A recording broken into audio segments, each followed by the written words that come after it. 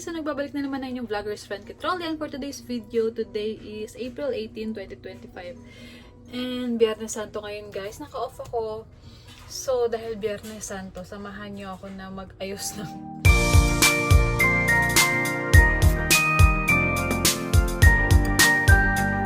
maglilinis ako ng buong bahay dahil bawal naman kami maglakwatsa, ganyan. Ano pa ba? Samahan nyo kami sa magiging ulam namin for today kasi bawal ang mga meat, ganyan, 'di ba? So nag-iisip ako baka magtokwat baboy. Magtokwa na lang siguro ako with toge, ganyan. So then mag-a-answer din tayo ng mga comments from previous vlogs, guys. So ayun, samahan niyo ako for today's video. So ayun pala, nag-grocery na kasi kami nung Wednesday ng mga bata at ni Daddy. Sa Limings again. So, kaya medyo maraming dito ngayon. Mga mga Asian food. Ganyan. Kasi nga, yun. Doon na naman kami nag-grocery. So, medyo naparami na naman tayo ng bili. Hindi ko na na-vlog yun. Kasi nga, yun naman yung first lock ko. Ewan ko, girl thing, monthly dalaw, gano'n. So, dahil Friday ngayon, at dahil off ako, araw, Biyernes Santo din, bawal tayo mag-ingay, bawal ang meat. So, ang natin ngayon is mag-ayos na lang tayo ng bahay, guys. Mag-ayos na lang tayo para may magawa naman tayong maayos-ayos.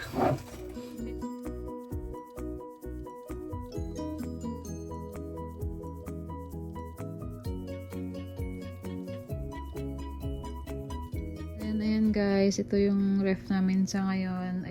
Ayusin ko rin siya para ewan ko ba, ang gulo-gulo ng ref namin lagi. So ayan, samahan nyo rin ako, maglilinis ako ng ref namin.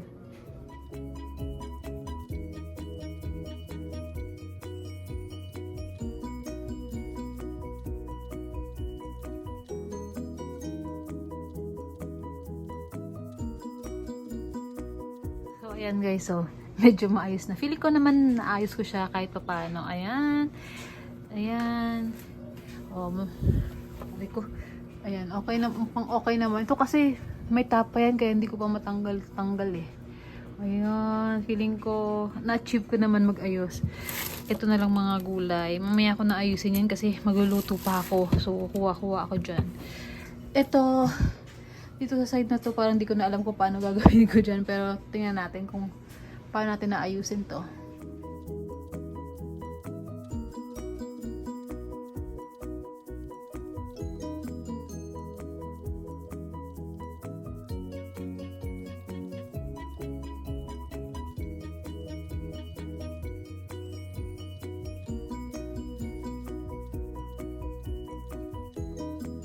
So, ito naman sa kabilang side. Ito yung the best ko ng ayos. Yan, dito puro mga cheese, feta cheese, cream cheese, kung ano cheese yan. Tsaka yung mga parmesan. Ito, sa akin naman usually itong mga to. Ito kay Daddy pala. Pero baka ako rin uminom yan kasi di naman siya nagko-coffee. Yan, mga creamer. Dito ko rin kaya ilagay itong mga to. Kasi kesa marami kaming mga palaman na dito ko na lang ilagay para hindi sila nakakalat. Ito ng kalat kasi talaga. So hindi na naman kasya. Ayaw mo na nga yung iba dyan. So mga palaman. Tapos dito sa side na to guys, yung kay Daddy, puro mga inumin niya. Ito Red Horse. May Red Horse din pala dito. Tapos ayan, kapag hindi siya makatulog, umiinom siyang mag-isa. So far, ayan, medyo maayos na, malinis na. Yun na lang kasi kukuha pa ako dyan, magluluto pa ako ngayong lunch.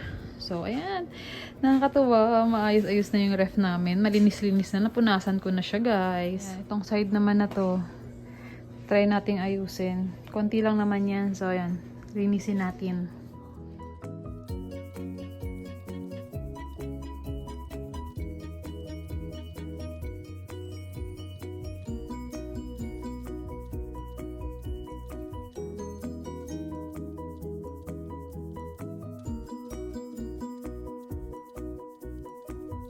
Ayan, yung part na yan, medyo maayos-ayos na.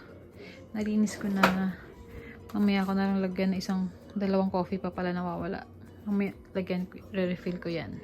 So, tingnan naman natin tong kabilang side, guys. Ito, gusto ko rin sanang ayusin, kaya lang hindi ko alam kung saan ako magsisimula, guys. Ayusin ko rin nga yan. Ito pa, oh. Diba ang kalat?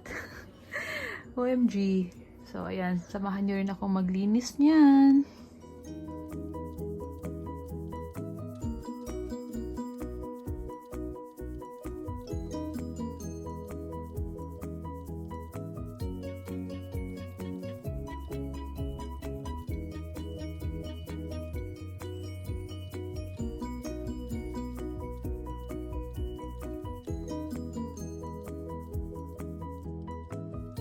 Guys, medyo feeling ko naman nagawan ko ng justice yung paglilinis ko dyan.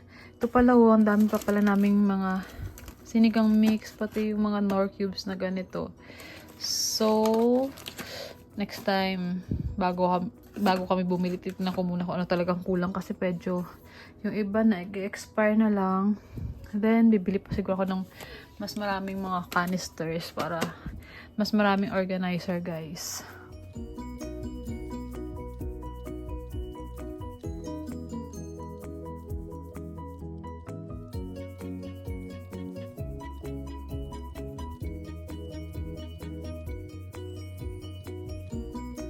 So, ito pala guys. Ayan na. So, ayan. Tingnan nyo. Linis na. Ito pala yung ginagamit kapag naglilinis ng microwave. Clorox, disinfecting wipes. Feeling ko naman pwede to. Kahit parang amoy alcohol siya or something. Kasi nakalagay dyan kitchen. Something. So, ayan. Malinis na yung microwave. Dito, malinis na din. Ito, hindi ko alam kung paano lilinisin yan. Ito ulam namin kaninang morning. Initin ko na lang yan para i-lunch namin. Tsaka magluluto na rin ako ng lunch, guys. Dahil anong oras na nawili ako kakalinis.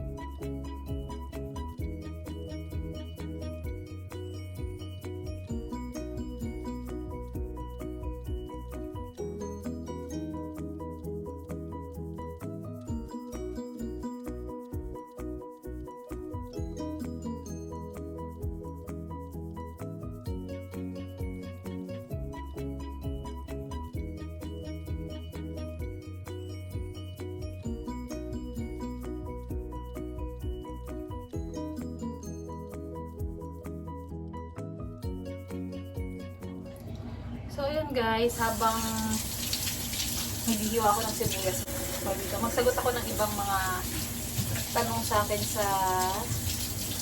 YouTube. Kasi nga, minsan talaga, wala na akong time sumagot ng mga questions nyo. Sorry, pasensya na sa mga ganong bagay. Kasi nga, full-time employee tayo, plus full-time mom. So, and part-time YouTuber. Well, YouTuber ka, girl.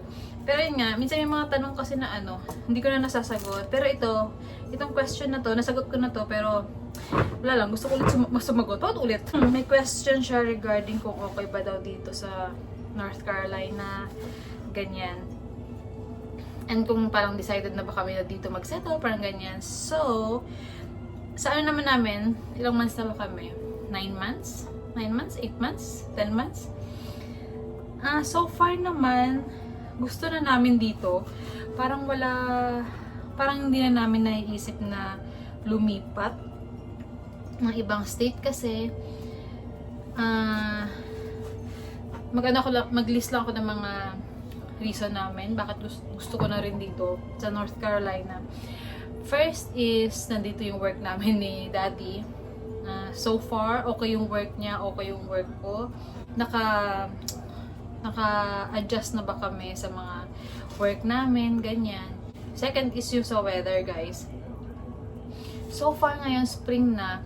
Medyo malamig pa rin, pero hindi na katulad ng winter na sobrang lamig talaga na kada gising mo kailangan mo mag-jacket, and kahit ngayon, kahit paano, okay na yun, naka-long sleeves ka na lang, ganyan. So, ayun nga, dito sa North Carolina, meron siyang 4 seasons. Nung dumating kami, summer yun guys, July. Nakaiirita talaga ako sa mga pimple ko. So, ayun nga, so, dumating kami is July. So, summer yun. Mainit siya. Yun nga yung time na, noong August, nakapag, ano pa kami, August last year, nakapag Virginia kami kasi, feel mo yung init, ganyan. Tapos pagdating namin dito, alam ko, nag-shorts pa kami noon. Then, so ayun, may 4 seasons dito. Naabutan na namin yung, dumating kami summer, so na-feel na rin namin yung fall, tapos yung winter nga, yung lately, then ngayon spring. So, yung weather dito, okay siya guys. Then, kung security naman ng mga bata, so far, knock on wood, sana naman, walang mangyari, pero kasi okay na dito parang wala naman kaming nare-receive na racism, ganyan. Wala naman kaming nababalitaan na as in super dangerous sa area na to, ganyan. Cool lang. Parang dito kasi sa North Carolina, parang laid back style siya. Countryside, ganyan. Hindi naman super countryside na may mga kabayo, parang ganyan. Dito kasi sa Durham, parang city siya, ganyan. Marami na ring bilihan, ganyan. May Costco, may mga, lahat naman ng nakikita ko before, nung wala pa kami dito, meron naman dito sa amin. So, parang wala nang parang hindi ka na naghahanap na wala sa area na to, ganyan.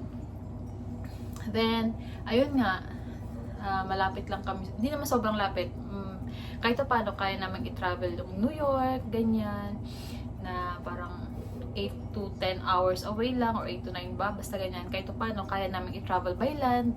Then, pwede rin kami pumunta by South Carolina, lately, di ba, nag-South Carolina kami. So, siya, parang okay na dito, ganyan, parang hindi siya ganun ka city as unlike New York, pero hindi naman siya ganun ka probinsya, ganyan. And then syempre naka-establish na kami ng mga relationship kahit paano sa mga tao sa paligid. So tawag dito, okay na, feeling ko okay na kami dito guys. So, sana yun, nasagot ko yung question na yun. And then, another question, habang ako maghiwa ng kamatis. Ano yung kamatis dito? Ang laki na naman, Kamatis! So, yung question naman niya is yung sa video yata ni Lupi yun, kung magkano yung medical insurance namin. So, dito, parang na-discuss ko rin to before, hindi ko lang maalala. So, ayun, dito kasi, sa work ko guys, meron medical insurance, may dental insurance, tsaka vision insurance. Yun yung kinuha ko. Medical, dental, tsaka vision insurance. So, sa medical, nung dumating kami, si Daddy, under pa siya ng insurance ko. Ang binabayaran namin that time was $600 per month. Then, parang yung dental is, o di ako nagkakamali, basta dental vision parang less than 100 yata, or $100, parang ganyan. So, di ba, imagine mo, medyo malaki-laki siya. Then, nung nag-work na si Daddy, nung September, October, basta ganyan, nung nag-work na siya, inalis ko na siya sa insurance ko guys. Kasi, yung pinag-workan niya, may insurance din sila. So, siya, may sarili siyang insurance, kaming tatlo ng mga bata, sa under ng insurance ko. So, bumaba na yung insurance ko, simula nung naalis si Daddy, hindi na siya family. Ang sakop ko na lang is employee plus children. So, bumaba siya, naging $300, $380, something, ganyan. Then, yung sa vision kasi si ate lang naman, at saka ako yung nilagay ko, kasi maliwanag pa nga yung mga mata nung ni Lupi, malinaw pa. Then si Daddy, may sarili naman siyang vision. Then sa dental, wala kasi offer na employee plus children. Employee plus, parang family lang. So, sa dental ko, nandun pa rin si Daddy. Kahit meron na siyang, another dental insurance siya sa work niya. Ganun. So, yun, yung sakop ng medical namin, meron kaming mga copay pa na binabayaran. Like sa urgent, nung na-urgent si Lupi, nung medyo nagkakasakit-sakit siya nung winter, parang $30 per visit yung binabayaran namin sa urgent care. Yung urgent care dito kasi different siya sa ER, ganyan. iba siya sa OPD. So, ang urgent care dito, parang ayaw mo na palipasin pa na kaya pa sa OPD, parang ganyan. Kasi meron dito yung i-schedule ka pa ng check-up eh.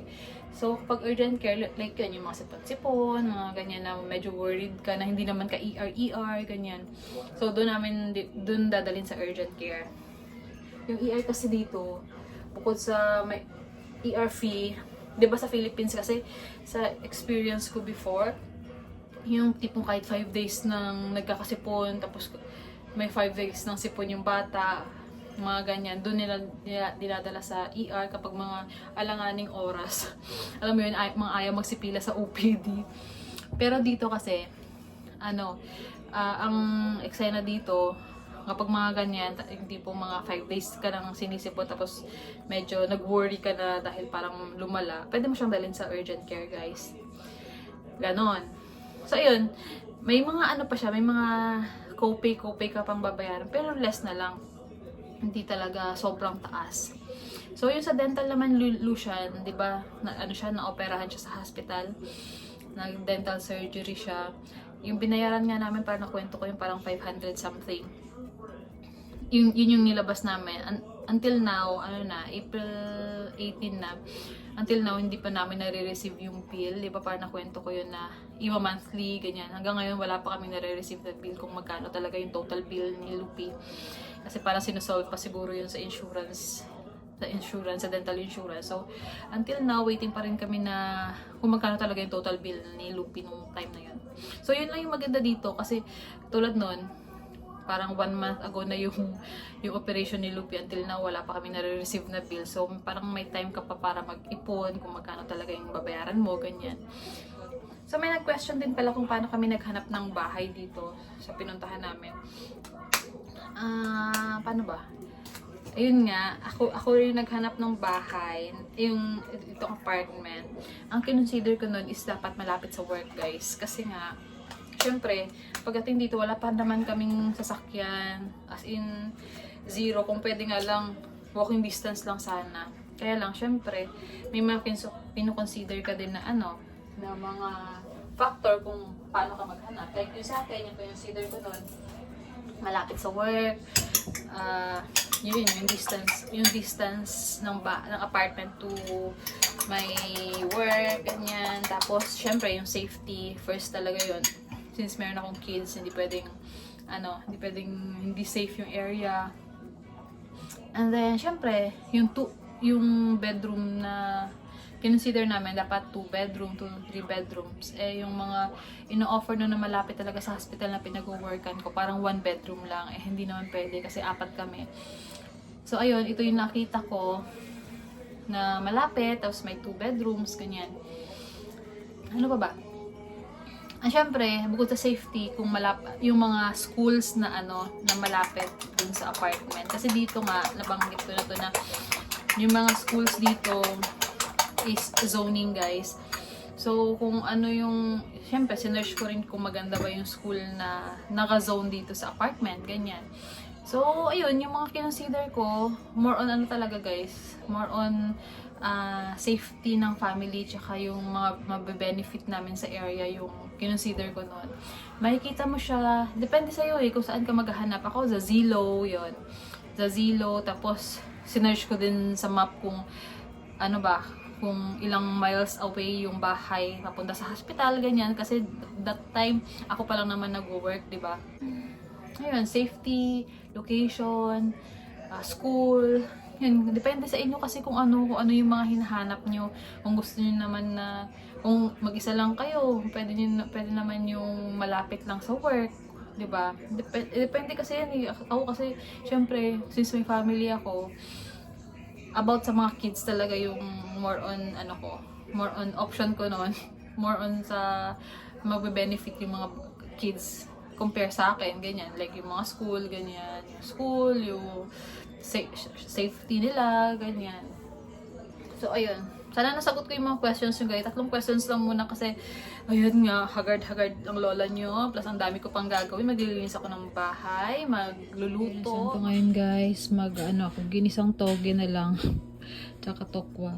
So, ito, yung mga ingredients, care of Panlasang Pinoy. Syempre, hindi naman tayo marunong magluto, kaya Panlasang Pinoy na lang tayo. Tokwa, tsaka yung bean sprouts natin.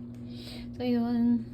Ito yung pang lunch namin, guys. So, doon ka tapusin, guys, ang vlog na to dahil medyo mahaba-haba na siguro to.